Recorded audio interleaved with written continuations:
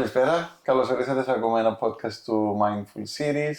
Έχω σήμερα τη χαρά να έχω μαζί μου την Κατερίνα Αντιγρίσπου. Γεια σας. Κατερίνα μου, καλώς όρισες. Καλώς σας βρήκα. Ευχαριστούμε. Να είστε καλά. Η Κατερίνα είναι μια γυναίκα που πολύ γνωρίζω μέσα από τα social media, Greek Cat.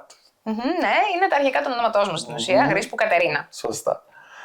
Αλλά και μια μαμά που έχει μοιραστεί μαζί μας δημόσια ένα δύσκολο ταξίδι που έχεις περάσει. Έτσι ακριβώς. Πάντα με ένα χαμόγελο φυσικά. Η κόρη της Κατερίνας, η Δήμητρα, έχει διαγνωστεί με ένα σπάνιο σύνδρομο, το οποίο δεν καταφέρνω ποτέ να πω. Θα το δοκιμάσω όμως. Για δοκιμάστε λίγο. Οντόνελ Λούντια Ρόνταμ. Περίπου. Είναι Οντόνελ Λούρια Ρόνταν. Λούρια Ρόνταν. Εσύ πρέπει να το λες όπως το λένε όλοι, Οντουλούρο. Οντουλούρο. Πολύ πιο εύκολο. Εννοείται. Σήμερα στη συζήτησή μας με την Κατερίνα δεν θα μείνουμε στην διάγνωση, δεν είναι αυτός ο σκοπός. Δεν θέλω να κάνουμε μια ιατρική συζήτηση. Έχουν ήδη υποθεί.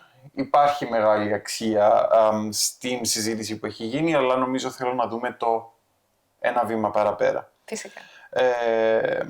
Σήμερα θέλω να μιλήσουμε για κάτι που πολλές φορές μένει πίσω από τις λέξεις. Διάγνωση, θεραπείες, πρωινή παρέμβαση, ιατρική, ειδική αξιολογήσεις, δηλαδή να πάμε ένα βήμα πίσω από αυτά. Θέλω να μιλήσουμε για τη μητέρα, για τον πατέρα, για τα αδέλφια, για το ζευγάρι, για την οικογένεια γενικά και για όλες εκείνες τις στιγμές που δεν ξέρεις τι να νιώσεις, δεν ξέρεις τι να πεις, ποιον να ακούσεις, πώς θα συνεχίσεις. Γιατί πολλές φορές όταν ένα παιδί αντιμετωπίζει μια δυσκολία, οι γονείς δεν παλεύουν μόνο τη δυσκολία του παιδιού. Σωστά. Παλεύουν τον φόβο, όπως είχαμε πει. Τον ίδιο τον εαυτό. Τον εαυτό, την ενοχή, την άρνηση, την κούραση, τις διαφωνίες μεταξύ τους και φυσικά το τι θα πει ο κόσμος. Ακριβώς. Που είναι πολύ μεγάλο κομμάτι. Αλλά και το πιο μεγάλο για μένα είναι το τι θα γίνει στο μέλλον. Δηλαδή αυτή η απορία, αυτή... Ακριβώς. Και είναι και μια απορία η οποία δεν μπορεί να λυθεί. Ποτέ. Και όλα αυτά είναι ανθρώπινα φυσικά. Ακριβώς. Η Κατερίνα μέσα από τη δική της διαδρομή κουβαλά κάτι ιδιαίτερο, το χαμόγελό της. Για μένα το πιο ιδιαίτερο πράγμα που έχει. Το χαμόγελο, το χιούμορ, η θετική ανταπόκριση. Ευχαριστώ πάρα πολύ. Και σήμερα θέλω να δω αν τελικά το χαμόγελο είναι άμυνα, αν είναι τρόπος επιβίωσης ή αν είναι στάση ζωής. Που νομίζω στάση ζωής είναι. Είναι κυριότερα στάση ζωής, είναι στην ουσία το εργαλείο μου για να αντιμετωπίσω τα πάντα, την καθημερινότητα, από το πιο μικρό μέχρι το πιο μεγάλο. Δεν είναι πάντα ένα χαμόγελο το ότι είμαι τρομερά χαρούμενη. Είναι όμως ένας τρόπος να θέσω τη θετική πλευρά στον εαυτό μου, στην οπτική μου και να πω ότι, με αυτή τη βάση αντιμετωπίζουμε τα πάντα στη ζωή μας. Δηλαδή είναι μια στάση ζωής η οποία δεν αλλάζει και δεν την αφήνω και να αλλάξει γιατί δουλεύει τελεία. Ναι. Κατερίνα μου, όμως πριν να μπούμε σε αυτά τα κομμάτια θέλω να πάμε ένα βήμα πίσω. Πριν υπάρξει μια απάντηση, πριν υπάρξει αυτή η διάγνωση. Τι υπήρχε πίσω σου ως μητέρα? Πριν υπάρξει η διάγνωση υπήρχε πίσω μια μικρή αβεβαιότητα. Δηλαδή ότι έχω ένα μωρό, έχω ένα προηγούμενο μωρό, ένα μεγαλύτερο παιδί το οποίο έχει μεγαλώσει φυσιολογικά και έχω τώρα ένα μωρό το οποίο βλέπω κάποια πράγματα τα οποία κάπως κάτι δεν πάει καλά που λένε. Είναι αυτό το ένστικτο που λέμε της μάνας, το οποίο είναι και αλάνθαστο. Κάτι δεν πάει καλά, δεν μπορείς να ξέρεις βέβαια τι ακριβώς. Είχαμε μία ανάπτυξη, ας πούμε, λίγο πιο αργή.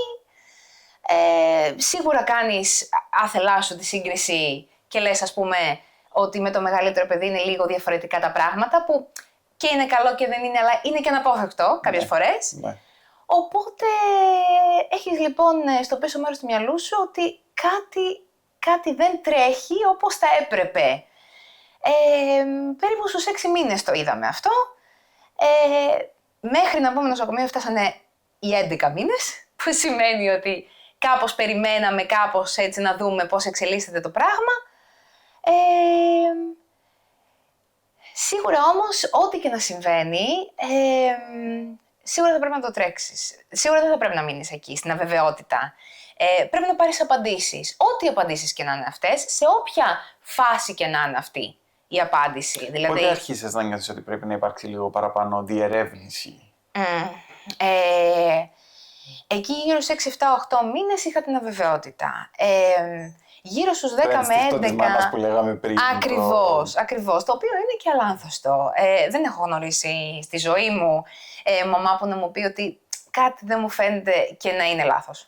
Συνήθως πέφτει μέσα. Είναι και αυτό που λέμε πάντα, ότι οι γονείς είναι ειδικοί στα παιδιά τους. Ακριβώς. Δηλαδή, ό,τι και να πούν οι θεραπευτές, οι γιατροί, ο γονιός πάντα ξέρει καλύτερα.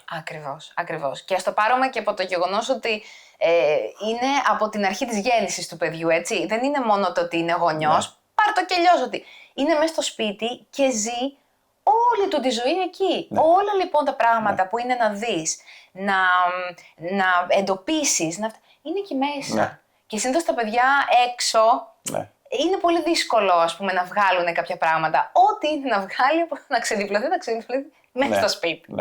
Ναι. Άρα ήταν πολύ το ένστικτο της μητέρας. Ήταν πολύ. Και εννοείται ότι μας ήρθε και η κατραπακιά που ήταν τα τινάγματα της Δήμητρας. Μια μέρα ξαφνικά άρχισε να κάνει ένα τιναγματάκι σαν το Λόξιγκα.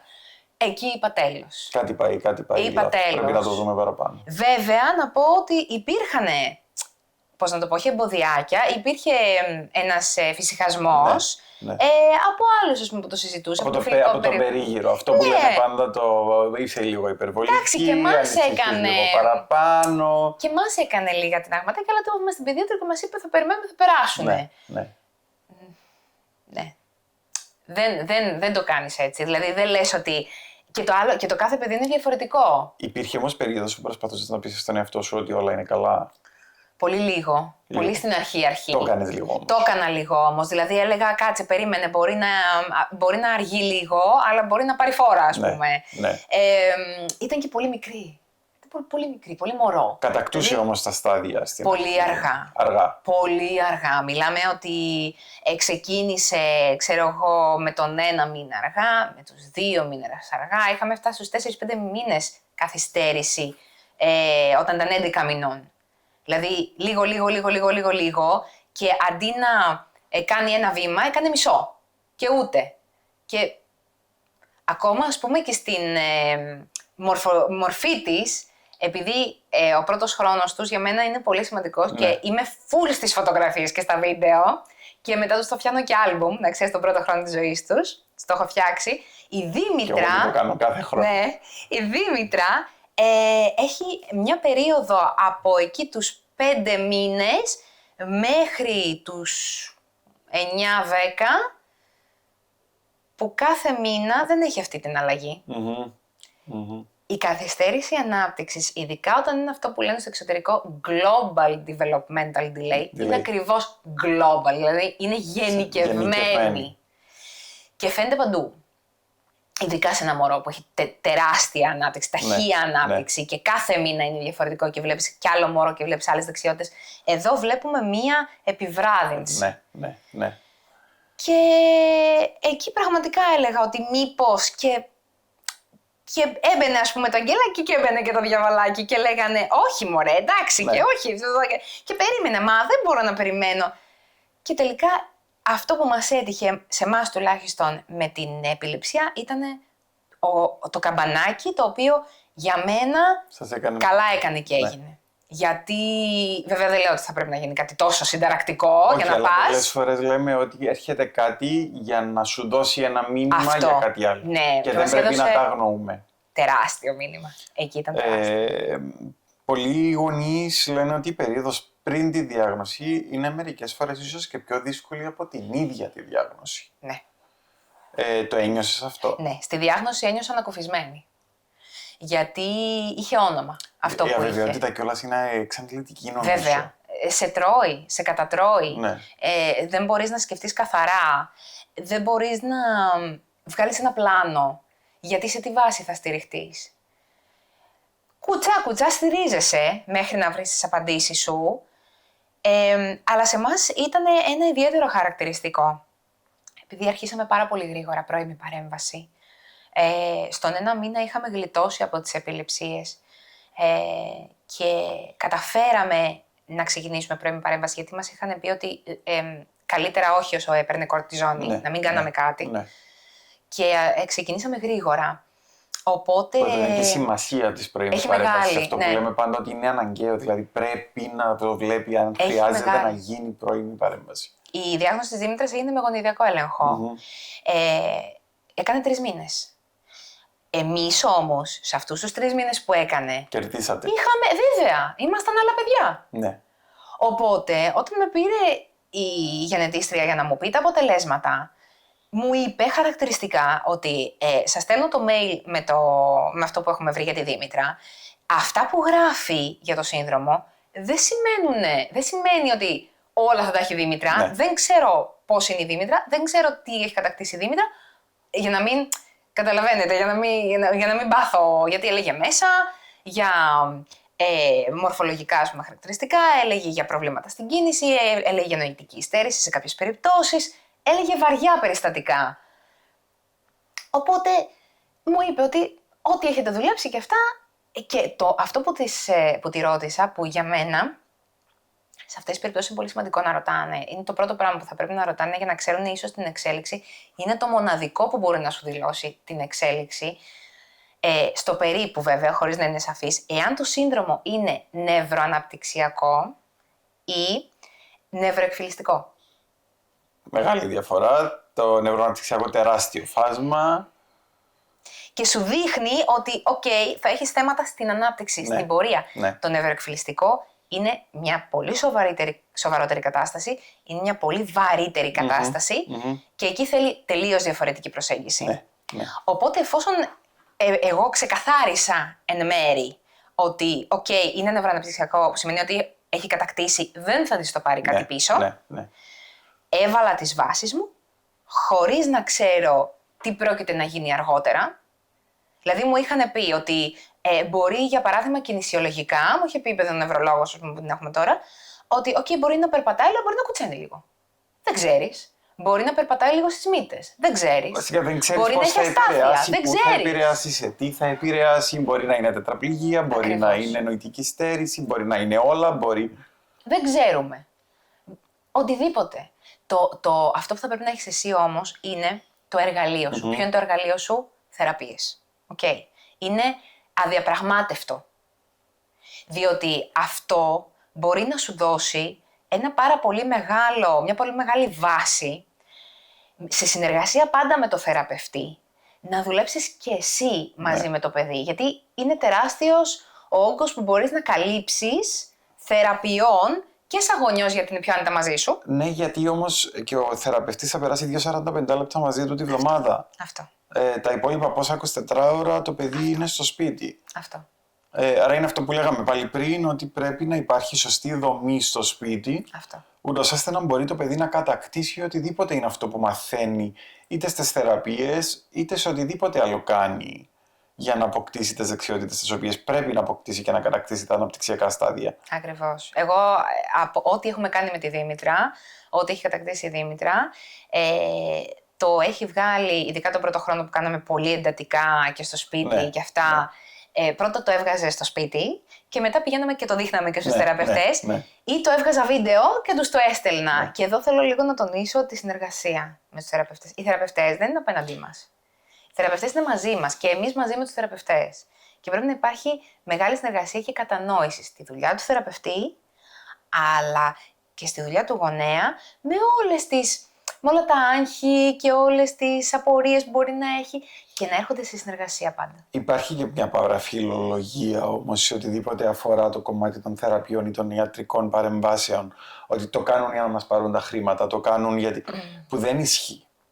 Όχι. Δηλαδή στις παραπάνω περιπτώσεις είναι ότι πλέον το 2026 υπάρχουν τόσα πολλά μέσα τα οποία μπορούμε να χρησιμοποιήσουμε για να βελτιώσουμε την ζωή των παιδιών και των ενηλίκων. Βέβαια. Που είναι λες και πάω στο γιατρό γιατί είμαι κακό, έχω καρκίνο και λέω θα τον αντιμετωπίσω με τον τρόπο που τον αντιμετώπισαν το 1980. Γιατί δεν το κάνεις? Γιατί θέλεις τις τελευταίες μεθόδους γι' αυτό, αλλά για το άλλο, επειδή δεν φαίνεται τόσο έντονα, γιατί δεν... Πιστεύω ότι βλέπουν τους θεραπευτές ως κάτι το οποίο, δεν ξέρω, πολλοί γονείς λένε ότι ή δεν μπορούν να παραδεχτούν ότι εντάξει, το παιδί δεν έχει τίποτα. Θα τα μάθει, θα το κάνει. Ναι, αυτό είναι άλλο. Νιώθουν ότι όταν θα πάνε στο θεραπευτή θα υπάρχει πρόβλημα. Ναι, και εγώ ακούω πάλι και εμείς το είχαμε, τι πάθαμε. Και εμείς το είχαμε, τι πάθαμε. Πάθαμε πολλά. Μπορούμε να συζητήσουμε για το τι πάθαμε, μπορούμε να συζητήσουμε γιατί η ψυχολογική και η ψυχιάτρη είναι γεμάτη. Μπορούμε να συζητήσουμε πάρα πολλά ως προς το τι πάθαμε, τι σημαίνει τραύμα, τι σημαίνει. Πάρα πολλά. Βέβαια. Είναι καθαρά η αποδοχή της κατάστασης από το γονέα. Ναι. Και δεν σημαίνει ότι αν χρειάζεται, ας πούμε, ένα παιδάκι λίγη βοήθεια στο λόγο, δεν σημαίνει ότι έχει και πρόβλημα. Ναι, ναι. Ή δεν σημαίνει ότι ένα παιδάκι που ξέρω εγώ, μπορεί να έχει κάποια δυσκολία στο να κάνει φίλους και ίσως το βοηθήσουμε με λίγο... Μια μικρή παρέμβαση. Ναι, μια μικρή παρέμβαση, ότι θα έχει ψυχολογικά προβλήματα. Ναι.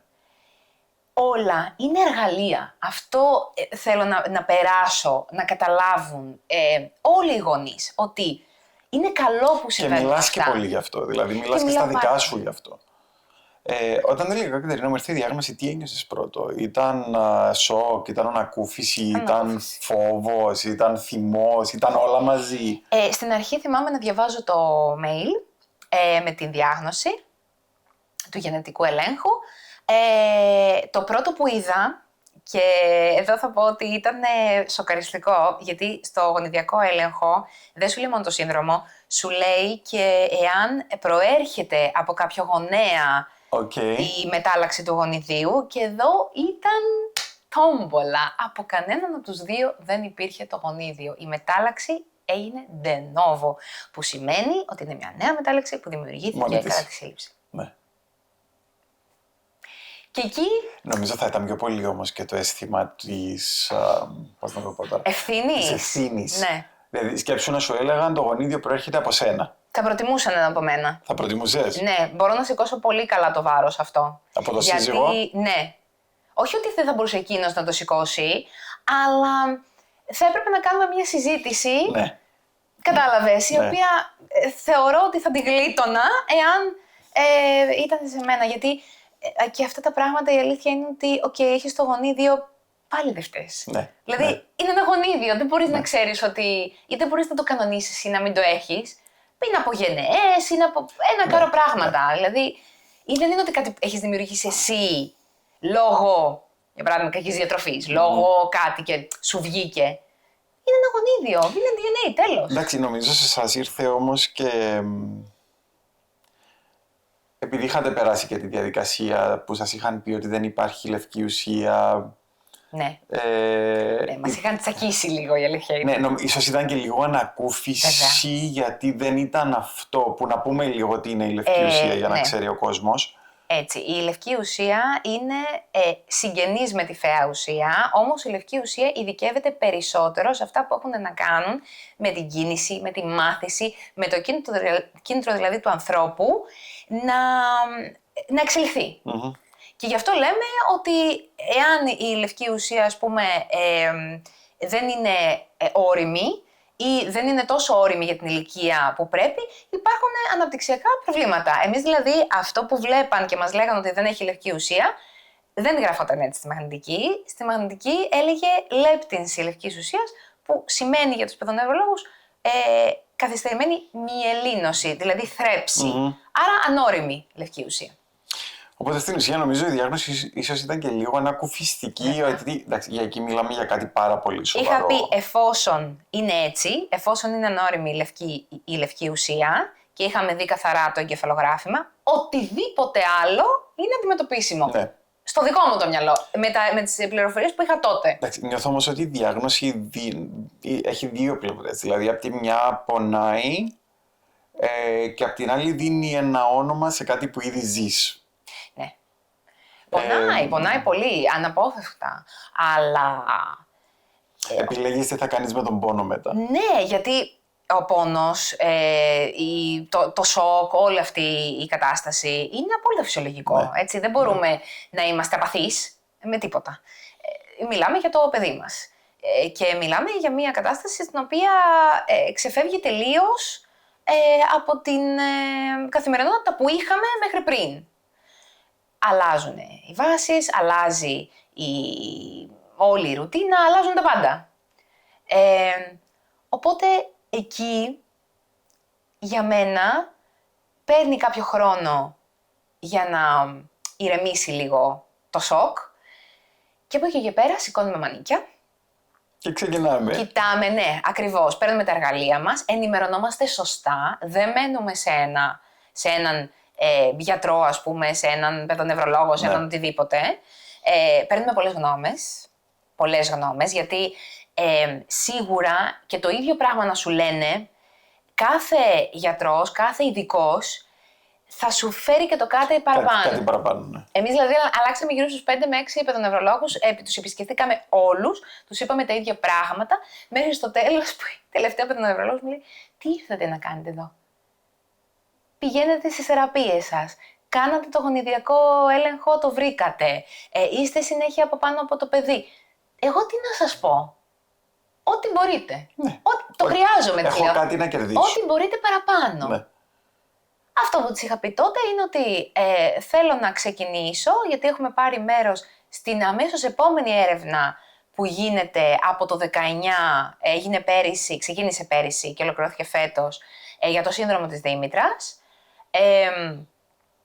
Η αλήθεια είναι το μόνο που είχα βρει για το σύνδρομο της Δήμητρας είναι μια ομάδα στο Facebook, μια ομαδική, η οποία έχουν μαζευτεί όλοι οι άνθρωποι που έχουν αυτό το σύνδρομο, οπότε βρήκα λίγο ένα αποκούμπι, γιατί όταν ξεκίνησα δεν είχα κανέναν, τίποτα. Ειδικά εδώ Ελλάδα, τίποτα. Εντάξει, μιλάμε και για ένα σύνδρομο που έχει 150 άτομα παγκοσμία. Ακριβώς, ναι. Επιβεβαιωμένα τουλάχιστον. Τώρα δεν Ναι. ξέρουμε τι άλλο γίνεται, αλλά επιβεβαιωμένα ναι. Οπότε έλεγαν εκεί για μια έρευνα, άστρεψαν τα μάτια μου, λέω έρευνα, θα μάθουμε πράγματα. Βέβαια, συνέχεια ζητάμε απαντήσεις. Ναι.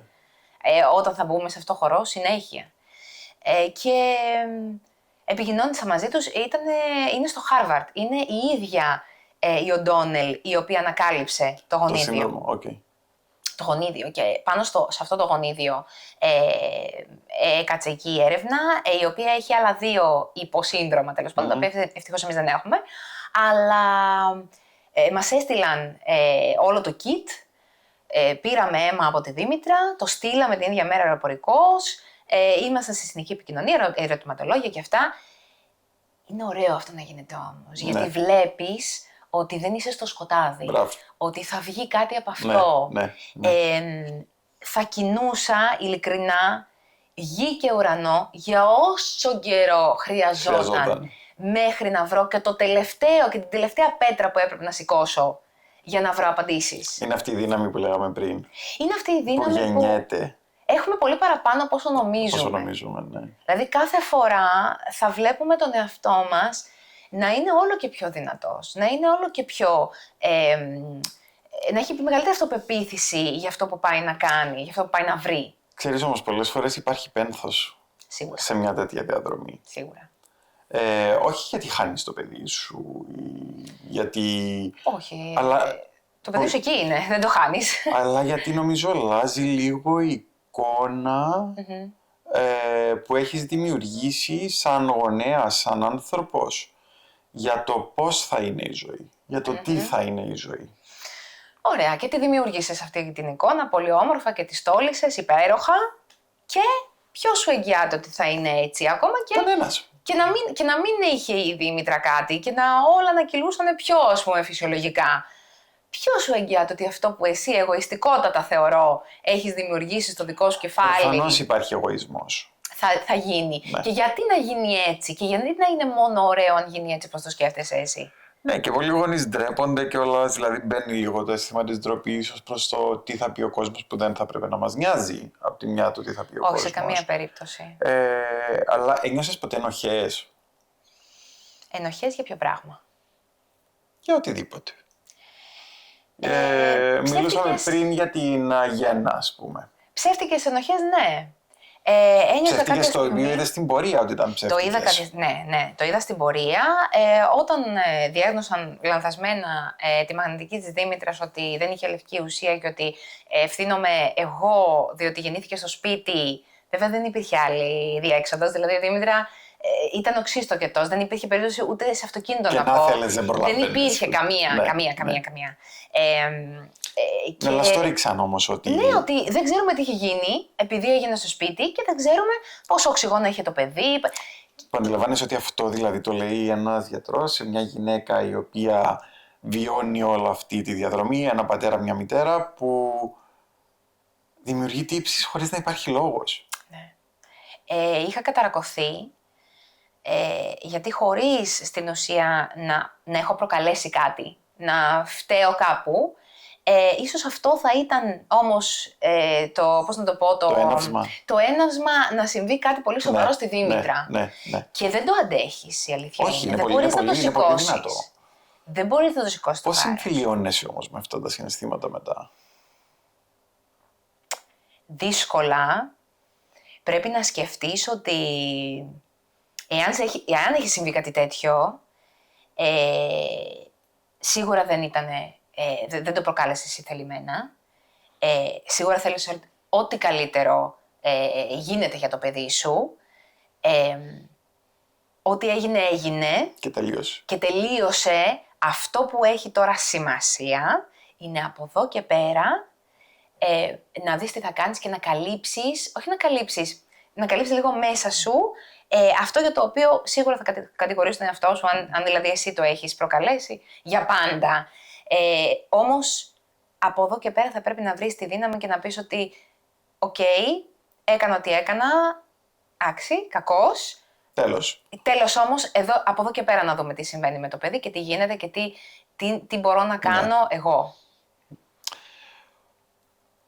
Ο κόσμος σίγουρα βλέπει μια μαμά που παλεύει, που οργανώνεται, που τρέχει, που ψάχνει, αλλά η εικόνα που βγάζεις είναι πάντα χαμόγελο. Ναι. Πίσω από αυτό τι υπάρχει? Υπήρξαν στιγμές που έπρεπε να είσαι δυνατή ενώ δεν ένιωθες δυνατή? Πιστεύω ότι κατευθείαν από την διάγνωση, ας πούμε, και μετά, αυτό συνέβαινε. Ναι. Μέσα μου είχα αποκολλήσει λίγο τον εαυτό μου, τον είχα βάλει λίγο στην άκρη και είχα μπει σε ένα survival mode ότι εδώ σοβαρεύει η κατάσταση, βάζουμε κάτω το κεφάλι και προχωράμε. Έχουμε ανοιχτά μάτια και αυτιά για να δούμε τι πρέπει να κάνουμε, να βελτιώσουμε την κατάσταση όσο περισσότερο μπορούμε. Συνεργασία με το παιδί πρώτα, με τους θεραπευτές μετά, μεταξύ μας όλοι και προχωράμε για ένα στόχο. Η αλήθεια είναι πως όλο αυτό είναι πάρα πολύ ψυχοφθόρο και έχω μιλήσει και για αυτό το πράγμα σε βίντεο, το πως ένα χρόνο μετά την καλυτέρευση, την ουσιαστική καλυτέρευση της Δήμητρας, εγώ έπαθα κατάθλιψη ή τουλάχιστον κατάλαβα ότι είχα κατάθλιψη. Κάτι που πολλοί γονείς περνάνε. Πολλοί γονείς. Και δεν το συζητούν, δεν το λένε, δεν βγαίνει προς τα έξω. Δηλαδή είχα τόσο... Το έχω ζήσει κι εγώ, ενώ το ξέρω. Ναι. Είχα τόσο πολύ το αίσθημα της ότι ένιωθα σαν ρομπότ. Ότι έπρεπε να κάνω αυτό και αυτό. Επειδή είναι τόσο έντονη και η καθημερινότητα. Βέβαια. Και τόσες πολλές οι ανάγκες που πρέπει να καλύψεις. Έτσι. Που στην ουσία βάζεις τον εαυτό σου στην άκρη και κάπου εκεί χάνεσαι. Ναι, χάνονται συναισθήματα, Ναι. Το μόνο που ένιωθα ήταν απέραντη αγάπη, απέραντη αφοσίωση. Σε σημείο όμως που... Σε σημείο που χάνεις όλα τα υπόλοιπα, δηλαδή Ναι, αλλά γι' αυτό το παιδί είσαι ο κόσμος του. Αν εσύ δεν είσαι καλά. Και έχεις κι άλλο ένα. Εγώ τουλάχιστον έχω άλλο ένα, 2 χρόνια μεγαλύτερο. Που εκεί είναι ακόμα πιο λεπτές οι ισορροπίες, διότι και δεν θες να χάσεις σαν γονιός. Πρέπει να μπαλανσάρεις και όλα τα υπόλοιπα. Δεν θες να χάσεις σαν γονιός το μεγάλωμα του άλλου παιδιού. Δηλαδή, ούτε να το στερήσεις. Ούτε να το στερήσεις τον εαυτό σου. Όλα δηλαδή θα πρέπει να έρθουν σε μια κατάσταση η οποία να είναι, πώς να το πω, ομαλή. Υπήρχε χώρος για σένα να κλάψεις, να κουραστείς, να θυμώσεις? Τον πρώτο χρόνο όχι. Καθόλου. Όχι, ούτε ένα δάκρυ δεν έχεις, που λένε, ούτε ένα. Μετά το χρόνο όμως, που τα έβαλα λίγο στη θέση τους τα πράγματα, Ναι, εκεί έκανα το μεγάλο το ξέσπασμα. Ξέσπασμα. Ναι. Και άρχισα ξέρεις, να... μαζεύουμε και λες... Ναι. Και άρχισα να μαζεύω τα κομμάτια μου, τα οποία ήταν παντού. Παντού. Εκεί είναι το δύσκολο. Δηλαδή, να βρεις λίγο τον εαυτό σου, γιατί και το παιδί, όταν βλέπει έναν άνθρωπο, τον γονιό του, και ειδικά τη μαμά, να είναι σε μια κατάσταση συνέχεια που λέμε έξαλλη, στο ότι πρέπει να τρέξουμε, πρέπει να πάμε εδώ, πρέπει να κάνουμε αυτό, πρέπει να κάνουμε εκείνο, και δεν χαλαρώνει λίγο να μπουν όλα μέσα στην καθημερινότητα, αλλά με ηρεμία και με, πώς να το πω, και να ενταχθούν όλα σε ένα πρόγραμμα, ώστε να μην φαίνεται παράτερο αυτό που κάνουμε. Και να φαίνεται κομμάτι της ζωής μας, για να μπορούμε και να το αποδεχτούμε και να το βγάλουμε εις πέρας καλύτερα. Θα πρέπει λοιπόν ο γονιός εκεί να είναι πιο ήρεμος. Ό,τι και να έχεις, προσπάθησε το άγχος σου, το φόβο σου, τον πόνο σου, να το μετριάσεις, γιατί το παιδί το καταλαβαίνει. Είναι experts in non-verbal communication. Ναι. Είτε το πεις είτε όχι, το παιδί θα το λάβει, Ακριβώς, θα το πάρει, θα το καταλάβει, θα νιώσει την ενέργεια, θα δει την κίνηση, το σώμα, τον τόνο της φωνής. Και δεν λέω να το πνίξεις, ίσως βάλ το λίγο και χρησιμοποίησέ το. Δηλαδή άρχισε να δείχνεις τα συναισθήματα σε έναν βαθμό που να τα καταλαβαίνει και να είναι και έτσι, πώς να το πω, αποδεκτός τέλος πάντων, όχι να αρχίσει να τρελαίνεσαι, να πεις πώς νιώθεις. Όταν θα αρχίσει να καταλαβαίνει το παιδί. Δηλαδή, πολλές φορές έχω πει στη Δήμητρα, Δήμητρα, ανησυχώ, ας πούμε, γι' αυτό. Ή, Δήμητρα, τώρα είμαι πολύ δυνατή, πιστεύω πολύ σε σένα, αισθάνομαι ότι μπορείς να το καταφέρεις. Άρα τι σημαίνει τελικά δυνατός γονέας? Ανοιχτός γονέας. Συμφωνήσω απόλυτα μαζί σου. Ειλικρινής. Απόλυτα. Δεν σημαίνει ότι είμαστε δυνατοί και μπορούμε να λυγίσουμε κουτάλια. Η δύναμη είναι καθαρά εσωτερική. Μήπως τελικά η δύναμη όμως είναι ότι συνεχίζεις? Όχι ότι δεν πονάς. Πονάς. Αλλά μετατρέπεις αυτό που λέγαμε πριν, τον πόνο σε δύναμη. Σε δύναμη, σε γνώση. Και λες, εγώ θα συνεχίσω, εγώ θα κατακτήσω. Σε έρευνα, σε εμπειρία. Και ξέρω ότι είχαμε πει πριν ότι το κάνουμε για το παιδί, αλλά πολλές φορές είναι και δικό μας προσωπικό στοίχημα, νομίζω, το πώς θα βοηθήσουμε αυτό το παιδί να πάει μπροστά, να κατακτήσει αυτά που μπορεί να κατακτήσει. Ακριβώς. Είναι ένα στοίχημα δικό μας, μια αποστολή μας. Πες το όπως θέλεις. Το αποστολή είναι 100%, το έχουμε πει ξανά και σε προσωπικό επίπεδο το έχουμε μιλήσει, ότι θεωρώ ότι είναι αποστολή και δική μου και δική σου, και για μένα ήταν και ο λόγος που ξεκίνησα αυτό το εγχείρημα με τα podcasts. Βέβαια. Γιατί θεωρώ ότι αν δεν μιλήσουμε εμείς που έχουμε ζήσει κάποια πράγματα, που ξέρουμε κάποια πράγματα, υπάρχει κόσμος που δεν έχει πρόσβαση ούτε σε ψυχολόγους ούτε σε ψυχιάτρους. Έτσι. Άρα αν δεν μιλήσουμε εμείς, τι θα γίνει? Για μένα η αλήθεια είναι ότι μέχρι να πας στον ψυχολόγο, στον ψυχίατρο ή μέχρι να πας στο γιατρό για κάτι που μπορεί να έχεις δει για το παιδί σου, εμείς νομίζω είμαστε το πρώτο βήμα. Ναι. Που θέλεις να βρεις κάποιον να ταυτιστείς. Σωστά. Ότι και εσύ ή είχες κάτι παρόμοιο, να σε ακούσω, άρα να δω τι εμείς μπορείς. δημιουργούμε communities. Αυτό. Και ίσως δημιουργούμε και τη σπίθα. Ναι. Ότι ναι, να πάω να το κάνω, να πάω να το δω κι εγώ. Πολλοί, όταν έβγαλα τα βίντεο αυτά, πραγματικά δεν μπορώ να μετρήσω. Περίμενες ποτέ ότι θα φτάσεις εκεί που είσαι τώρα? Ναι. Το περίμενες, το ήξερες? Ναι. Γιατί μέσα μου ξέρω ότι όταν εγώ έψαχνα για τη Δήμητρα, ας πούμε, πληροφορίες κτλ., ότι δεν ήμουνα η μόνη που έψαχνε. Κι άλλη μαμά θα ξενυχτούσε και θα έψαχνε πληροφορίες. Κι άλλοι, και μπαμπάς και παππούδες και όσοι τέλος πάντων. Και όταν θυμάμαι στο νοσοκομείο και πραγματικά ξενυχτούσα, δεν μπορούσα να κοιμηθώ, ήμουνα συνέχεια με το κινητό και έψαχνα πληροφορίες, ό,τι μπορούσα να βρω, έλεγα, ξενυχτάς εσύ, αλλά να ξέρεις ότι ξενυχτά και κάποιος άλλος για τον ίδιο ακριβώς λόγο. Ναι. Ή για παρόμοιο. Να σου πω την αλήθεια, και εγώ μου έδινε κουράγιο. Δεν το περίμενα. Το ξεκίνησα γιατί ένιωθα ότι ήθελα να μοιραστώ πράγματα, ότι είχα πράγματα να πω και δεν τα έλεγα. Ένιωθα ότι ήθελα τέλος πάντων ένα βήμα να βγάλω τα πράγματα που με ενδιαφέρουν προς τα έξω. Και όταν είδα αυτό το πράγμα να παίρνει ζωή και να έρχεται κόσμος και άλλος κόσμος και τελικά να φτάνουμε σε αριθμούς που δεν περίμενα ποτέ ότι θα φτάσω. Δηλαδή επεισόδια να πηγαίνουν 54.000 views, να πηγαίνουν... Και λες, όντως υπάρχει πολλής κόσμος έξω που χρειάζεται να ακούσει, Ναι. που θέλει, που τον ενδιαφέρει. Άρα είναι ευθύνη μας. Είναι ευθύνη μας μεγάλη.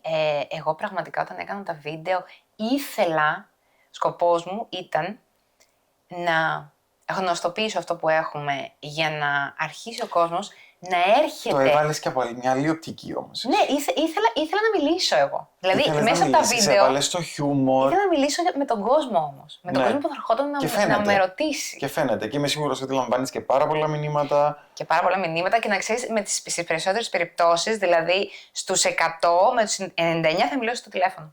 Σε θεά. Θα μιλήσω στο τηλέφωνο. Δεν μπορώ με τα μηνύματα.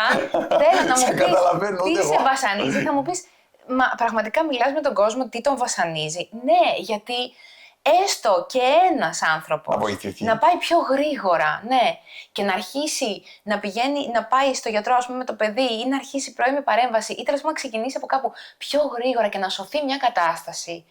Και ξέρεις γιατί το λέω αυτό? Γιατί εμείς, όταν πήγαμε με τη Δήμητρα στον τρίτο, τέταρτο τέλος πάντων τον νευρολόγο, ο οποίος ο άνθρωπος ήταν πανεπιστημιακός, μας είπε μια κουβέντα ότι είστε πολύ τυχεροί που έχετε αυτό το χαρακτήρα και δράσατε άμεσα, γιατί η Δήμητρα στο εγκεφαλογράφημα, την επιληψία που έδειξε ήταν αρχόμενη επιληπτική εγκεφαλοπάθεια.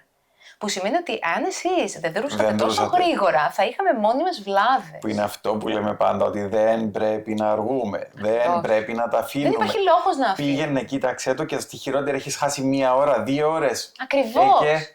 Αυτό λέω κι εγώ. Είναι προτιμότερο να πας και να σου πει ο γιατρός δεν έχει τίποτα, παρά να το αφήσεις και μετά να βρεθείς σε μια κατάσταση η οποία αρκετές φορές μπορεί να είναι μη αναστρέψιμη. Θα πάω πίσω στο χαμόγελο, γιατί είναι κάτι που σε χαρακτηρίζει. Το χιούμορ σου, η θετική σου ενέργεια. Είναι πάντα αληθινό ή κάποιες φορές είναι άμυνα? Είναι πάντα αληθινό, Σε αλλά... βοήθησε να επιβιώσεις? Πολύ, πολύ. Είναι ο τρόπος μου. Είναι ο τρόπος μου πολλά χρόνια τώρα, που έχω βρει τον εαυτό μου, πριν τα παιδιά δηλαδή. Καλό θα είναι δηλαδή να το κάνουμε αυτό σαν γονείς. Λέμε ότι ποτέ δεν είμαστε έτοιμοι, δεν υπάρχει manual και δεν είσαι έτοιμος να γίνεις γονιός. Εννοείται δεν υπάρχει. Όμως για τον εαυτό σου, ακριβώς. Για τον εαυτό σου υπάρχουν κάποια πραγματάκια που λίγο θα πρέπει να τα Άρα είναι δουλέψεις. επιλογή ζωής για σένα. Βέβαια. Είναι επιλογή ζωής, έτσι λειτουργώ. Αυτό μου δίνει την καθαρότητα στο μυαλό μου να αντιμετωπίσω καταστάσεις. Θεωρώ ότι χωρίς αυτό χάθηκα. Δεν μπορώ να λειτουργήσω. Η θετικότητα όμως βοηθά πάντα ή γίνεται και πίεση κάποιες φορές? Όχι, βοηθά πάντα. Βοηθά πάντα. Βοηθά πάντα γιατί έτσι μπορώ να συνεννοηθώ όταν έχεις, ας πούμε, ένα παιδί, ωραία, και έχεις τη θετική πλευρά των πραγμάτων, των οποίων μπορεί να βοηθηθεί αυτό το παιδί. Πας σε ένα γιατρό. Έχει μεγάλη σημασία να δείξεις αυτό το γιατρό ή σε αυτό το θεραπευτή ότι ξέρεις, βλέπω θετικά. Έχουμε ένα πρόβλημα, έχουμε ένα θέμα τέλος πάντων, έχουμε μια διάγνωση με μικρό ή μεγάλο βαθμό. Όμως, ό,τι και να είναι, εγώ είμαι εδώ και είμαι με το χαμόγελο γιατί έχω το παιδί μου. Ναι. Ωραία. Δεν το έχω χάσει το παιδί μου. Το παιδί μου είναι εδώ. Πολλοί γονείς, ας πούμε, λένε ότι μετά τη διάγνωση νιώθουμε ότι χάσαμε το παιδί μας, ας πούμε, κατά έναν τρόπο. Όχι, δεν το έχασες. Το παιδί σου είναι εκεί. Το παιδί σου είναι αυτό που γέννησες με την προσωπικότητά του, με τα θέματα που μπορεί να αντιμετωπίσει. Όπως ήρθε, αυτός είναι, αυτή Αλλά είναι. είναι αυτό το παιδί σου. Δεν έχει χαθεί το παιδί σου. Και θα το βοηθήσεις όχι μόνο να μην χαθεί, αλλά να εξελιχθεί και να κάνει πιο αισθητή την παρουσία του σαν άνθρωπος. Τι θα έλεγες όμως σε ένα γονιό που δεν μπορεί ακόμα να είναι θετικός? Γιατί δεν μπορούν όλοι να είναι θετικοί από την πρώτη μέρα? Το καταλαβαίνω, το ασπάζομαι, το συμμερίζομαι. Δεν είναι κάτι περίεργο. Δεν γίνεται όλοι να έχουμε ένα κουμπί και να λέμε ότι ναι, τώρα σταματάω να πονάω ή σταματάω να αγχώνομαι. Εννοείται. Ναι, γιατί το συναίσθημα είναι κάτι που βιώνουμε βαθιά. Δεν είναι κάτι που... Ακριβώς. Όμως δεν θα βγάλει πουθενά αυτό. Δηλαδή είναι μια στάση η οποία έχει εξέλιξη. Και σιγά σιγά όσο την κρατάς αυτή τη στάση, και στο παιδί δεν μπορείς να δώσεις αυτά που χρειάζεται, γιατί σε τρώει αυτό το πράγμα και πάνε πολλά πράγματα μετά πίσω και ίσως και η ψυχολογία σου σιγά σιγά να φθήνει και να πας σε άλλα μονοπάτια τα οποία σίγουρα δεν βοηθούν κανέναν και δεν βγάζει πουθενά. Ναι, ναι. Είναι δηλαδή ένας δρόμος, το χαμόγελο, η θετική πλευρά, η θετική ενέργεια, το να βρίσκεις σε κάτι έστω ένα, πώς να το πω, ένα καλό στοιχείο, ένα στοιχείο βοηθητικό. Σε θαυμάζω πάρα πολύ που το καταφέρνεις αυτό. Γιατί και εγώ γενικά είμαι θετικός, αλλά όχι στο βαθμό αυτό. Ναι. Θα με πάρει από κάτω πολλές φορές, θα πέσω, θα προσπαθήσω, δεν θα μπορώ να βρω. Έχω περάσει διάφορα, έχω περάσει καταθλίψεις, αυτοκτονικές στάσεις, έχω διάφορα. Έχω καταφέρει φυσικά, έχω βρει το support system μου και έχω καταφέρει και βγει. Πολλοί κόσμος όμως δεν τα καταφέρει. Θα σου πω τι γίνεται. Και νομίζω δεν μιλάμε και αρκετά για αυτά. Αυτό, δεν μιλάμε αρκετά, δεν εκφραζόμαστε μέσα στην οικογένεια. Το να κάτσεις να συζητήσεις έχει γίνει, πώς να το πω, κάτι το οποίο θα πρέπει να είναι σε συγκεκριμένο χώρο, χρόνο και αυτά που λέμε τα οικογενειακά συμβούλια και τα meetings και τα αυτά. Νιώθω ότι είναι τόσο έντονη η ανάγκη της εικόνας. Της δημιουργίας ενός τέλειου πρότυπου, του τέλειου πατέρα, της τέλειας μητέρας, της τέλειας οικογένειας, του τέλειου φίλου, του τέλειου εργαζόμενου. Εγώ θεωρώ την ίδια εκείνη στιγμή που συμβαίνει κάτι, που αισθάνεσαι κάτι, πες το.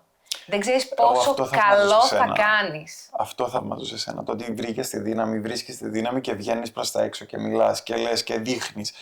Ενώ πολλοί θα έλεγαν δεν θα προβάλλω το παιδί μου γι' αυτό, δεν θα δείξω. Που δεν είναι προβολή με την κακή έννοια. Ναι. Είναι προβολή με το ότι θα χρησιμοποιήσω τη δική μου ιστορία για να βοηθήσω κάποιον άλλο. Αλλά πολλοί θα πούν όχι. Εγώ έγινα απολύτως κατανοητή όταν έβγαλα αυτά τα πράγματα και δεν είχα ούτε ένα αρνητικό να μου πει κάποιος ότι βγάζει το παιδί. Ναι. Κανένας, διότι το μήνυμα ήταν συγκεκριμένο. Και δείχνοντας, γιατί εγώ δεν έδειξα τη Δήμητρα ως η Δήμητρα έχει αυτό το σύνδρομο. Είναι όχι. πρότυπο. Έδειξα τη Δήμητρα ως έχοντας αυτό το σύνδρομο, τι κατάφερε να κερδίσει. Ναι, και όλοι μας τη διαδρομή. Δηλαδή, όλα τα βήματα της εξέλιξής της τα έδειχνα. Δεν είχες καθόλου ενδιασμούς όμως στο να το κάνεις. Όχι. Όχι. Όχι, γιατί θεωρούσα... Ήταν η ανάγκη αυτή να βοηθήσεις, να βγεις προς τα έξω, να... Ήταν πολλές ανάγκες μαζί. Ήταν η ανάγκη να δείξω ότι υπάρχει ελπίδα, ότι υπάρχει εξέλιξη, ότι δεν είναι μία διάγνωση και αυτή είναι και απλά καθόμαστε και τη μυρολογούμε. Έχουμε τεράστιο μερίδιο ευθύνης πώς θα εξελιχθεί αυτό το πράγμα. Τεράστιο μερίδιο ευθύνης. Και πρέπει να το κυνηγήσουμε. Όλες αυτές οι καταστάσεις προοδεύουν και δουλεύουν και εξελίσσονται. Δεν έχεις κανένα λόγο, εφόσον έχεις μια τέτοια κατάσταση, να σταματήσεις. Ναι. Κανένα. Το καταλαβαίνω. Ωραία, πάμε σε ένα άλλο κομμάτι το οποίο θέλω να δούμε, το οποίο νομίζω ο κόσμος δεν συζητά συχνά. Είναι το ζευγάρι. Ναι. Η δύναμη του ζευγαριού και πώς επηρεάζει η όλη διαδικασία αυτή την σχέση. Υπάρχουν ζευγάρια που έρχονται πιο κοντά, υπάρχουν ζευγάρια που απομακρύνονται. Υπάρχουν ζευγάρια που έχουν διαφορετικές απόψεις, διαφορετικές προσεγγίσεις και υπάρχουν και ζευγάρια που κάποιοι θέλουν να μιλήσουν, κάποιοι θέλουν να σωπάσουν. Έτσι ακριβώς. Και είναι και φυσιολογικό, γιατί ο κάθε άνθρωπος είναι φυσιολογικό να αντιδρά διαφορετικά. Με διαφορετικό τρόπο, προφανώς, είμαστε διαφορετικοί άνθρωποι. Οπότε εκεί πιστεύω στο ζευγάρι θα πρέπει λίγο να βρουν μια κοινή πορεία, αφού κάνουν μια ειλικρινή συζήτηση για το πώς αισθάνεται ο ένας και πώς αισθάνεται ο άλλος σε αυτή τη νέα πραγματικότητα που είναι να μπουν. Και θεωρώ... Γιατί θα μπεις, θέλει δεν θέλει, θα μπεις. Θα μπεις, ναι, εννοείται. Αυτό είναι ξεκάθαρο. Ωραία. Από εκεί και πέρα όμως, θα πρέπει λίγο να καταλάβει ο ένας πώς το βλέπει ο άλλος, δηλαδή την οπτική. Και πάνω εκεί... Που δεν είναι πάντα εύκολο. Δεν είναι εύκολο, γι' αυτό πρέπει να συζητηθεί. Γιατί αν ήταν εύκολο, θα λέγαμε, οκ, εντάξει. Δεν υπάρχουν όμως πολλά συναισθήματα ταυτόχρονα. Σίγουρα. Η αλήθεια είναι ότι αν είσαι λίγο τυχερός σε αυτό, είναι πιο εύκολο. Δηλαδή, σε εμάς ήταν πολύ πιο εύκολο. Να είναι γερή βάση βασικά. Ναι, έχουμε κοινή γραμμή σε όλα τα κέρια θέματα της ζωής μας, οπότε δηλαδή κληθήκαμε να αντιμετωπίσουμε σοβαρά πράγματα της ζωής μας. Ήμασταν μαζί, είχαμε πάντα κοινή πορεία και τα πράγματα, και εννοείται ότι συζητάμε και το έχουμε δουλέψει πολύ αυτό με τη συζήτηση και μας αποδίδει πολύ καλά. Είμαστε λοιπόν ομάδα. Και το δουλεύουμε και σίγουρα στην πορεία, εννοείται γιατί αλλάζουν οι προτεραιότητες και τα πράγματα που πρέπει να δούμε, αλλάζουμε και εμείς στην πορεία μας, πάντα όμως σε συνεργασία και συνεννόηση. Τώρα από εκεί και πέρα, το πρώτο πράγμα που θα πρέπει να σκεφτούν είναι ότι έχουν ένα κοινό στόχο. Αυτό είναι το παιδί. Και εκεί κάθε αντίληψη, κάθε μυαλό τέλος πάντων που έχει στενέψει λίγο και δεν βλέπει λίγο παρακάτω, θα πρέπει να κάνει κάποιες υποχωρήσεις ή να αφήσει λίγο χώρο να εξελιχθούν τα πράγματα μέχρι να καταλάβει, γιατί καμιά φορά σου λέει ας πούμε ότι εντάξει και πώς θα γίνει και να τρέξουμε και να κάνουμε και να δείξουμε αφού έχει αυτό το πράγμα. Πρέπει να δουν ότι υπάρχει το παράθυρο το οποίο μπορούν να ανοίξουν μαζί και να βγουν προς την εξέλιξη, προς το φως. Δεν είναι σκοτάδι. Μπορεί να είναι στην αρχή. Μετά όμως δεν είναι. Είναι εξέλιξη. Είναι βοήθεια. Είναι εργαλεία που παίρνουμε. Σκέφτομαι πάντα ότι πρέπει να υπάρχει όμως το support system από πίσω. Πρέπει να υπάρχει... Ναι, σίγουρα. Και να μην υπάρχει. Okay. Μπορείς να το βγεις από μέσα μόνος σου. Όχι. Μπορείς όμως να κάνεις το εξής. Μπορείς να μην το αφήνεις να σε επηρεάζει. Δηλαδή, λίγο μπορείς να το κρατήσεις στην άκρη και να παίξει εκεί ο σεβασμός τις επιλογές των γονέων, που είναι οι πρώτοι και κύριοι φροντιστές. Και από εκεί και πέρα, οι υπόλοιποι, σίγουρα οι γονείς θα μπορούν να συζητήσουν και να... Εάν είναι τελείως... Εγώ θεωρώ ότι αν υπάρχει εμπιστοσύνη κιόλας, ο ένας από τους δύο σε κάποια φάση θα τραβήξει ένα βήμα πίσω και θα πει ωραία, κοινό στόχο έχουμε, νιώθω ότι εγώ ίσως δεν βλέπω τα πράγματα καθαρά σε αυτή την φάση. Ναι.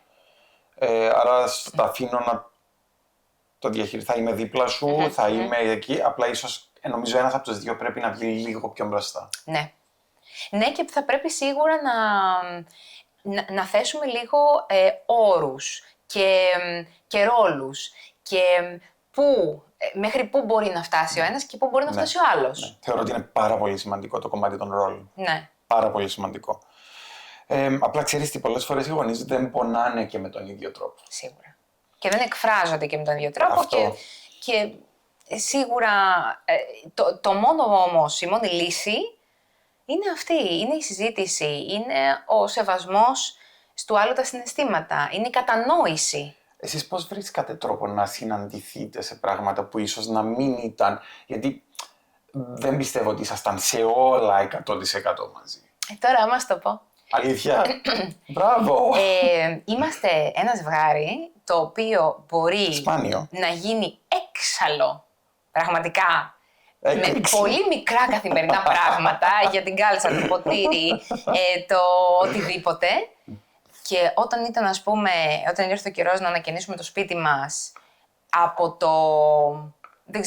το τι πλακάκι θα βάλουμε μέχρι το οτιδήποτε, θα σου πω ένα πράγμα. Σήμερα το πρωί πήγαμε για πλακάκια, για την αυλή. Ναι.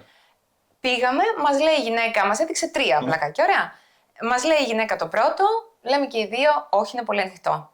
Το δεύτερο είναι περίπου το ίδιο χρώμα με αυτό. Μαζί γυρνάμε και τις λέμε, ενώ εμείς δεν έχουμε μιλήσει μεταξύ μας. Ναι. Τις λέμε, θέλουμε να είναι, μου λέει αυτό το χρώμα, λέω, ναι, ξέρω εγώ, ανθρακή.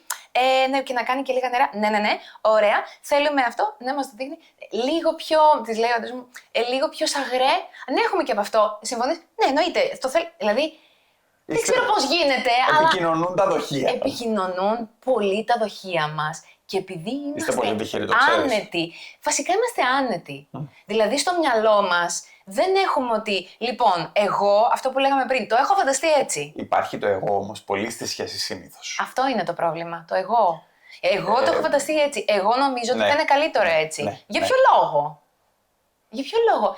Πιστεύω ότι κάνεις πολύ ομορφότερα πράγματα όταν βάλεις εσύ ένα λιθαράκι και βάλω κι εγώ ένα. Σωστά. Από το να το βάλω όλο εγώ. Ναι. Και Δεν είναι εύκολο πάντα. δεν είναι εύκολο, σίγουρα. Και είστε τυχεροί που το ζείτε. Το ξέρεις, φαντάζομαι. Αυτό ναι, πραγματικά. Γιατί σου λέω, είναι αυτή η τρελή αντίθεση. Δηλαδή, μπορεί, ας πούμε, σου λέω το ποτήρι δεν είναι εδώ, είναι εκεί και να γίνει αυτό. Και όταν πραγματικά έρθει, όπως ήρθε, ας πούμε, και στη Δήμητρα και καθίσαμε και μιλήσαμε και είπαμε ότι αν δεν βρεθεί κάτι εδώ, αν είναι κάτι τόσο σπάνιο, δεν ξέραμε ακόμα το γονιδιακό, ξέραμε ότι δεν έχει λευκή ουσία ναι, ή τέλος πάντων κάτι παίζει με τη λευκή ουσία. Ναι.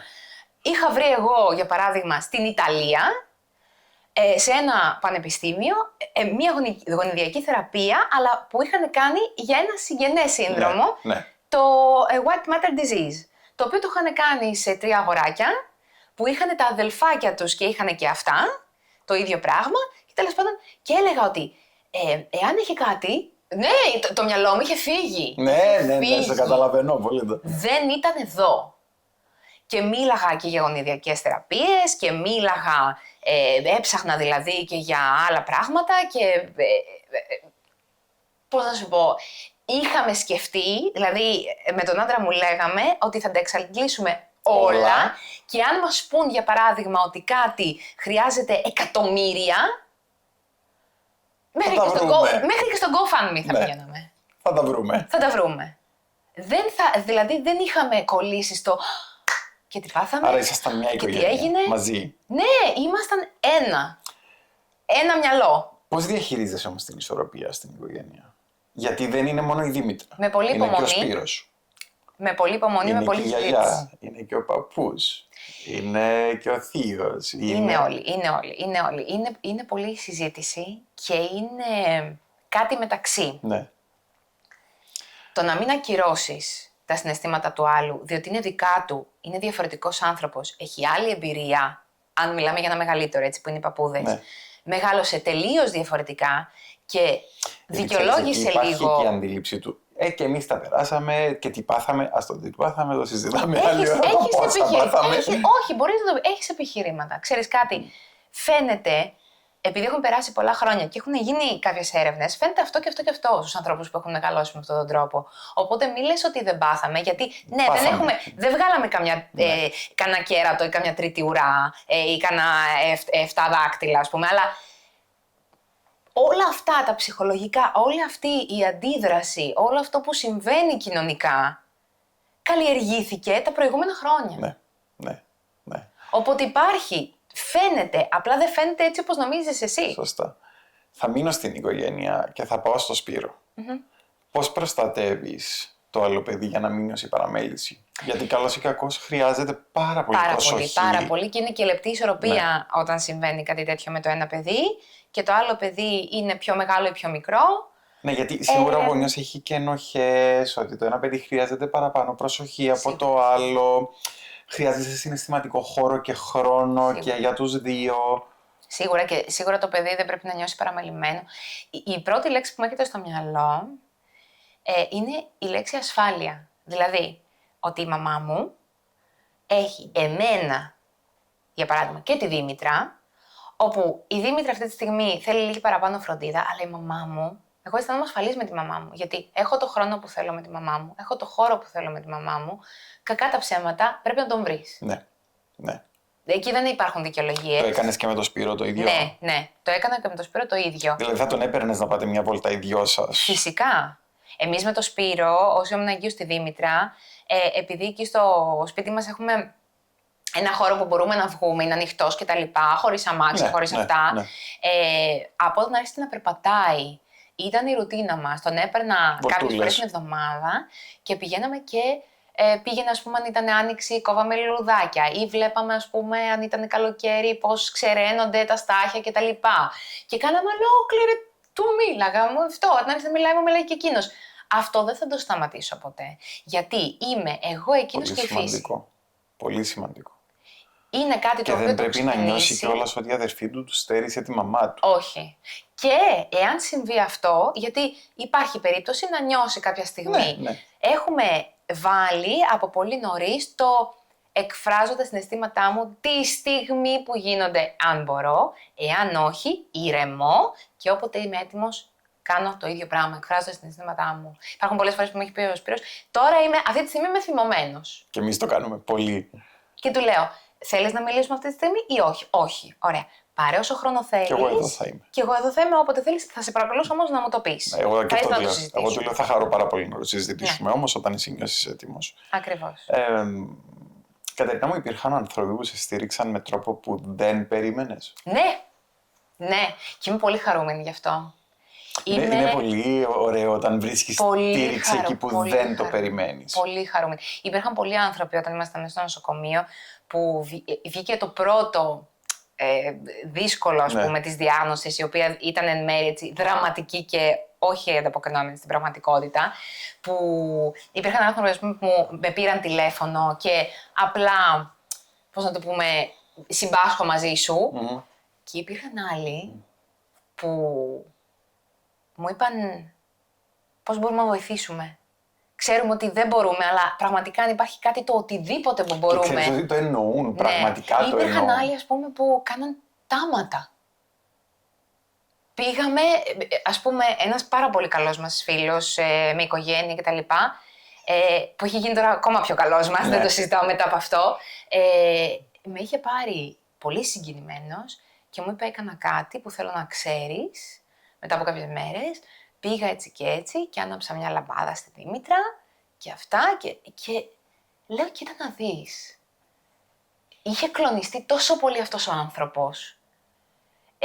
Δεν το πίστευε. Δηλαδή δεν πίστευε και μου λέγε συγγνώμη αλλά πραγματικά δεν μπορώ. Και του έλεγα όχι, δηλαδή ό,τι θέλει και κλάψε και μην ανησυχείς. Σε καταλαβαίνω.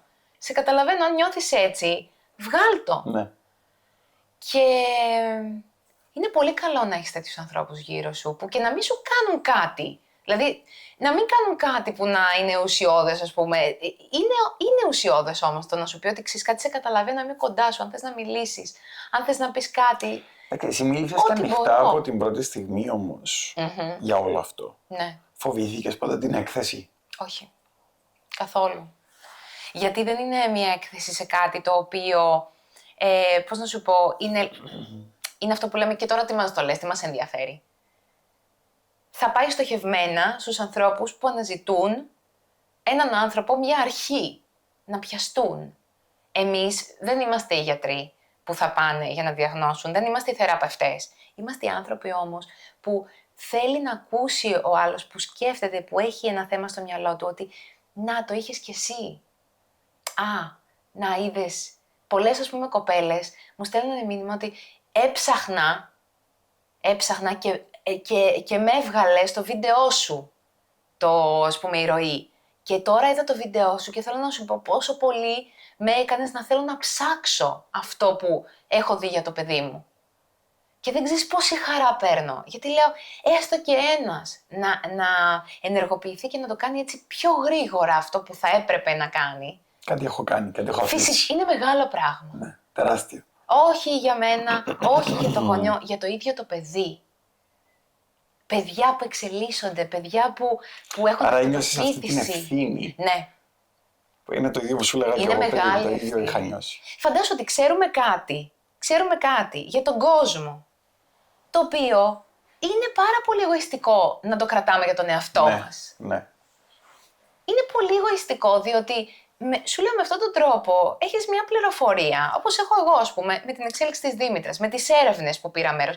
Ποιος θα ξέρει για τις έρευνες, μαζί σου δεν νιώθεις όμως ότι ζούμε σε μια πολύ εγωιστική εποχή? Φυσικά. Δηλαδή ο καθένας είναι εγώ και θα σου πει εγώ τι έχω να κερδίσω με αυτό. Με ποιο θα το ρωτήσω, με ποιο? Μα γιατί πρέπει να κερδίζουμε απ' όλα? Να έχεις το παιδί σου, το οποίο έχεις κερδίσει από τη στιγμή που το έχεις φέρει στον κόσμο. Ωραία. Σου λέει εγώ γιατί να μιλήσω γι' αυτό. Δεν έχω κάτι να κερδίσω. Νομίζεις. Συμφωνώ. Όταν μου στέλνανε μηνύματα και με παίρνανε τηλέφωνο, βέβαια όταν το είπα εγώ είχαμε προχωρήσει αρκετά με τη Δήμητρα, αλλά εάν σε περίπτωση ήμουνα σε πιο μεσαίο στάδιο, υπήρχαν πάρα πολλές πληροφορίες που θα μπορούσαν να μου πούνε. Από γιατρούς μέχρι κέντρα, μέχρι κάτι διαφορετικό. Δηλαδή, όταν μοιράζεσαι την πληροφορία με έναν άνθρωπο, δεν σημαίνει ότι παίρνεις, ας πούμε, και γεμίζεις ένα κάδο με πράγματα. Αυτός ο κάδος, ο άλλος άνθρωπος, έχει αξία και μπορεί να έχει εμπειρία και μπορεί εσένα να σου πει κάτι το οποίο να βοηθήσει και εσένα. Ναι. Οπότε δεν πίστευα ποτέ ότι θα το βγάλω και απλά θα με ακούσει ο κόσμος και θα γίνω, ας πούμε, ο γκουρού και ο μέντορας και... Όχι, σε καμία περίπτωση. Εγώ τα έβγαλα για να προσελκύσω τον κόσμο και να μιλήσω με ανθρώπους που αντιμετωπίζουν το ίδιο ή παρόμοιο. Και είχα και στο μυαλό μου έτσι, ίσως λέω βρω και τους ανθρώπους που έχουν το ίδιο πράγμα με τη Δήμητρα. Ναι, και βρήκες. Και βρήκα δύο. Η μία είναι Κύπρο και η άλλη είναι Ελλάδα. Άρα το στόχο σου τον πετύχες. Ναι, ναι. Ναι, γιατί μιλήσαμε. Βέβαια, εκείνες και ήταν αγοράκια. Ο κόσμος ακολουθά, παρακολουθά, βλέπει. Ναι. Βλέπει. Βλέπει και σου λέω, είναι πάρα πολύ σημαντικό όταν σου συμβεί κάτι, να ψάξεις, να βρεις κάτι. Γιατί εγώ δεν είχα βρει τίποτα. Τίποτα. Είχα βρει μία και έρευνα. Και νομίζω γι' αυτό δημιουργήσες και αυτό που δημιουργήσες. Γι' αυτό μίλησες, γι' αυτό έφτιαξες, γι' αυτό είσαι εδώ σήμερα, γι' αυτό... Ναι. Θέλω οι άνθρωποι που αντιμετωπίζουν κάτι τέτοιο να δουν ότι υπάρχει ένας άνθρωπος... Ναι. Ότι υπάρχει ένας άνθρωπος ο οποίος το πέρασε, σου δείχνει όλη την πορεία και μπορεί το να πάρεις λέω κάτι. ότι ναι, μπορεί να πάρεις κάτι. Και ήταν και λίγο πιο δύσκολη η δική μας, γιατί είχε μια λάθος διάγνωση. Ναι, εν μέρει ήταν λάθος και ήταν τραγικό. Γιατί είχαμε να κάνουμε και με τη ζωή της Δήμητρας. Ναι. Δηλαδή, όπως μας το είχαν πει, ας πούμε, για τη λευκή ουσία, ότι δεν υπάρχει λευκή ουσία, δεν υπάρχει ζωή. Σωστά. Οπότε εκεί μιλούσαμε όντως για πένθος. Ναι. Υπήρξε στιγμή που έβλεπες την Δήμητρα σαν διάγνωση και στιγμή που είδες πέρα από τη διάγνωση? Καμία στιγμή δεν είδα τη διάγνωση. Και μπορώ να πω ότι επειδή η διάγνωση ήρθε αργότερα με το γονιδιακό και εμείς είχαμε ήδη προχωρήσει, απλά πήρε όνομα η διάγνωση. Η Δήμητρα όμως, σαν Δήμητρα, ήταν πάντα η Δήμητρα. Με το χαρακτήρα που είχε, με το δυναμισμό της, με το πείσμα της. Έχει ένα πείσμα, το οποίο μας έχει βγει σε πάρα πολύ καλό. Αυτό θα σου λέγω, ότι δεν θα ήταν εδώ που είναι σήμερα αν δεν είχε αυτό το πείσμα. Ακριβώς. Και στην ουσία το παιδί μας δεν είναι το σύνδρομο που έχει ή το οτιδήποτε έχει. Το παιδί μας είναι το παιδί μας. Και αυτό νομίζω είναι το πιο σημαντικό που είπε σήμερα. Και η αξία του είναι αυτή, ότι είναι το παιδί μας, ότι εμείς είμαστε οι γονείς του και ό,τι έτσι κι αλλιώς καλύτερο θα κάναμε για το παιδί μας, τώρα θα το κάνουμε ακόμα παραπάνω. Και θα μας μάθει πράγματα. Υπάρχουν πάρα πολλοί γονείς που λένε ότι έχω, ας πούμε, ένα παιδάκι, ας πούμε, που έχει ένα σύνδρομο κτλ. Αυτό όμως το παιδί μου έχει μάθει πράγματα εμένα. Και έχω μεγαλώσει και έχω εξελιχθεί μέσα από αυτό το παιδί εγώ σαν γονιός, να μπορέσω να το βοηθήσω και να συμπορευτώ μαζί του για να εξελιχθούμε στη ζωή και οι δύο. Ναι. Δηλαδή, εμένα η Δήμητρα, ήμουνα που ήμουνα εγώ και πεισματάρα και είχα, ας πούμε, η Δήμητρα μου έδειξε. Άρα ίσως από σένα πήρε το πείσμα. Πήρε το πείσμα, αλλά αυτή το εξέλιξε. Το έκανε σταθερό και το πείσμα της Δήμητρας δεν έχει διακυμάνσεις. Νιώθεις ότι το κάνει μόνη της όμως ή παίζει ρόλο και η δική σου σταθερότητα και η σταθερότητα του μπαμπά της και η σταθερότητα του αδερφού της? Σίγουρα παίζει σε αυτή την προσπάθεια η οποία είναι από όλους. Έτσι. Σίγουρα παίζει ρόλο. Αλλά είναι και ο χαρακτήρας του κάθε παιδιού. Δηλαδή, εγώ πιστεύω πάρα πολύ και στο χαρακτήρα του. Δεν πιστεύεις όμως ότι τα παιδιά μιμούνται αυτά που βλέπουν? Βέβαια. Και αυτή είναι η εξέλιξη μετά του χαρακτήρα. Ναι. Δηλαδή, το πόσο έντονο ή λιγότερο έντονο θα είναι κάποιο στοιχείο, είναι στο κατά πόσο θα δουλευτεί και θα εξελιχθεί μέσα στο οικογενειακό περιβάλλον. Μιλάμε για οικογενειακό περιβάλλον.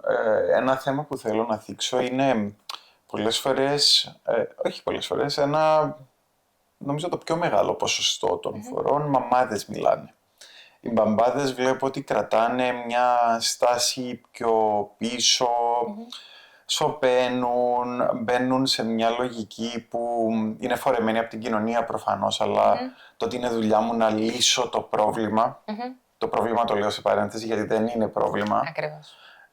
Άλλοι σωπαίνουν, βλέπουμε πολύ μεγάλη τάση σε ανάπτυξη σοβαρών ψυχιατρικών παθήσεων, καταθλίψεων, και νιώθω ότι το φαινόμενο του toxic masculinity γενικά στην κοινωνία σήμερα επηρεάζει πάρα πολλούς μπαμπάδες. Είναι πολύ Τι έντονο. θέλεις εσύ να ακούσουν οι μπαμπάδες, δηλαδή τι είναι αυτό που θα ήθελες να κρατήσουν οι μπαμπάδες? Θέλω να κρατήσουν ότι κανένας δεν περιμένει από κανένα μπαμπά να λύσει κάποιο πρόβλημα ή να λύσει κάτι, γιατί δεν υπάρχει λύση. Ωραία. Δεν είναι η λύση αυτή που ζητάμε. Στην ουσία, είναι αυτό που είπαμε πριν, ο καθένας μέχρι εκεί που φτάνει ατομικά το ρόλο του και από εκεί και πέρα να καταλάβει ότι η ευθύνη θα πρέπει να μοιραστεί. Συλλογική. Ναι, γιατί δεν είναι ότι είναι ο μπαμπάς, είναι ας πούμε το δυνατό φίλο, λέμε τώρα, και τα λοιπά. Και θα πρέπει να κάνει κάτι ή περιμένουν από εκείνο να κάνει κάτι. Μα τι να κάνει. Ένας άνθρωπος είναι. Μα νομίζω όμως ότι και γι' αυτό πέφτουν. Γι' αυτό πέφτουν σε αυτές τις ψυχικές παθήσεις. Εκεί μπαίνει η συζήτηση. Γιατί είναι τόσο φορεμένο, είναι τόσο βαθιά μέσα μας. Ναι, ότι είμαι ο άντρας, είμαι ο στήλος του σπιτιού. Δεν μπορώ να πω τη λέξη που θέλω, αλλά... Ναι. Όχι, δεν ισχύει. Όχι. Δηλαδή, ο στήλος του σπιτιού αποτελείται από δύο μέρη. Ναι, είναι και η γυναίκα και ο άντρας. Και μετά υπάρχουν τα πιο μικρά ρομποστά κυπριακά στυλούθια, που είναι τα παιδιά μας. Έτσι ακριβώς. Μετά υπάρχουν βοηθητικοί στήλοι, που είναι οι γιαγιάδες, οι παππούδες, οι θείοι. Άρα είναι συλλογικό. Ναι, όλοι έχουν ένα ρόλο. Ένας δεν μπορεί να κρατήσει μόνος του. Έτσι, θα πρέπει να έχουν όλοι ένα ρόλο, να είναι κοντά. Ο ένας τον άλλον πρώτα. Άρα ίσως πρέπει να αρχίσουμε να μιλάμε και οι άντρες λίγο παραπάνω για τα συναισθήματά μας. Λίγο παραπάνω να εκφράζουμε αυτά που νιώθουμε. Η συζήτηση στο ζευγάρι πιστεύω είναι το α και το ω.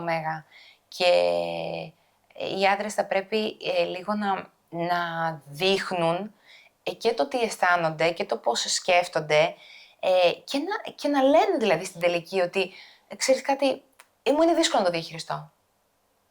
Πες το, δεν είναι αδυναμία. Είναι ανθρωπιά, είναι ανθρώπινη φύση. Δεν είμαστε από ατσάλι, ούτε από σίδερο. Απλά η κοινωνία περιμένει άλλα πράγματα, αλλά χες την κοινωνία, sorry κιόλας. Ακριβώς. Η κοινωνία είναι κάτι το οποίο είναι εκτός της οικογένειας. Θα πρέπει λίγο να διαχωρίζεται και το τι θα πει ο κόσμος και την κοινωνία. Θα πρέπει η οικογένεια να έχει δουλέψει και να έχει θέσει σε κάθε μέλος τις βάσεις αυτές, ώστε ό,τι και να γίνεται στην κοινωνία να μην χαλάει πρώτα αυτό το δέσιμο. Δεύτερον, να μην αμφισβητεί την ασφάλεια που έχει η οικογένεια. Και τρίτον, να υπάρχει η αυτοπεποίθηση και η δύναμη και όλα τα εφόδια, τα ψυχολογικά, ψυχικά κτλ. Που χρειάζονται για να αντιμετωπιστεί κάθε εμπόδιο που θα φέρει η κοινωνία. Γιατί θα φέρει. Ωραίο. Σε πάω σε μια ερώτηση που δεν είχα σκοπό να κάνω, αλλά θέλω να την κάνω. Υπήρξε κάποια φράση που άκουσες από κάποιον που σε πλήγωσε βαθιά και δεν το περίμενες? Ναι. Σε όλο αυτό το ταξίδι εννοώ. Ναι, και ακόμα δεν το πιστεύω, η αλήθεια είναι. Δεν ήταν κάτι σε φιλικό επίπεδο ή κάτι που μου είπε για τη Δήμητρα. Ήταν καθαρά ιατρικό και μου έκανε και τεράστια εντύπωση. Ήμασταν στο νοσοκομείο, ερχόταν πολλοί κόσμος να τη δει τη Δήμητρα, γιατί πραγματικά κανείς δεν πίστευε αυτό που συνέβαινε.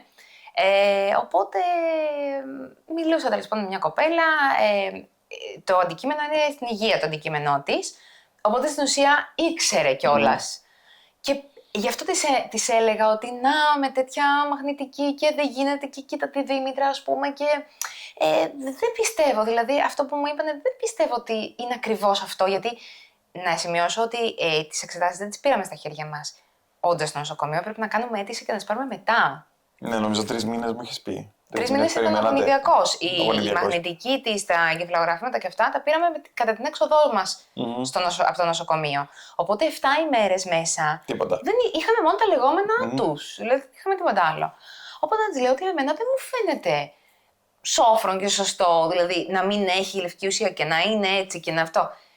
Και γύρισε και μου είπε έτσι με ένα πάρα πολύ λυπημένο ύφος και πολύ ορθά κοφτά, χαμηλόφωνα κιόλας, δηλαδή ήταν όλη η ατμόσφαιρα ότι άμα η μαγνητική είναι παθολογική, αυτό, σιωπή. Ήτανε λες και, δεν ξέρω, λες και μου έβγαλε όλο το αίμα από το σώμα μου. Στράγγιξα εκείνη την ώρα, δηλαδή λέω, έχει δίκιο. Ναι. Έχει δίκιο. Αν η μαγνητική βγει παθολογική, κλάφτα. Ναι, τέλος. Ναι. Βέβαια αυτό ήταν για περίπου μισή μέρα. Διότι μετά ξαναξύπνησα το πρωί και άρχισα να ξανά... Και ξαναβγήκε η θετική στάση. Ναι, γιατί δεν μπορώ έτσι, δεν μπορώ. Δεν το έβαζα κάτω, ρε παιδί μου. Δηλαδή, η αποδοχή... Το έχεις όμως σαν άνθρωπος, νομίζω αυτό. Το έχω, δεν το βάζω. Δεν είναι μόνο με τη Δήμητρα. Νομίζω το έχεις γενικά σαν χαρακτήρας. Ναι. Από το λίγο που σε γνωρίζω, τέλος πάντων. Ναι, η αποδοχή για μένα είναι ότι να αποδεχτούμε μια κατάσταση, όχι όμως να ζήσουμε σε αυτή την κατάσταση. Να αποδεχτούμε ότι έχει γίνει. Ναι. Να αποδεχτούμε ότι ισχύει. Να αποδεχτούμε ότι... Και κάπου εδώ να πούμε ότι η αποδοχή δεν είναι παρέτηση, γιατί πολλές φορές το συγχύζουν. Αυτό θέλω να πω. Δηλαδή σου λένε γιατί το δέχεσαι, το σημαίνει παρετήσε. Όχι. Το δέχομαι δεν σημαίνει παρετούμε. Ναι. Δέχομαι ότι υπάρχει. Ναι. Αυτό είναι το πρώτο στάδιο. Ναι.